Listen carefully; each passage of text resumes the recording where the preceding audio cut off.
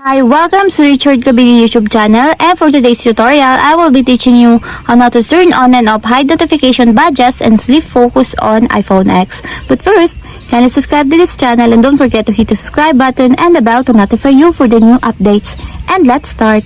Using your iPhone X from your home screen, first go to Settings. Then in the Settings, scroll down and click the Focus. Then in the Focus, choose the Sleep. Then in the Sleep Focus, click Options under the Notifications. Then in the Notifications options, find the Hide Notification Badges. And as you will see, there's a switch button on the right side of it. Then all you have to do is just turn it on to enable. When the Hide Notification Badges is enabled, the badges of silence apps on your home screen, your other apps will continue to be badged. And if you want to disable, just turn again the switch button. And that's it, we have successfully turned on and off hide notification badges and sleep focus on iPhone X.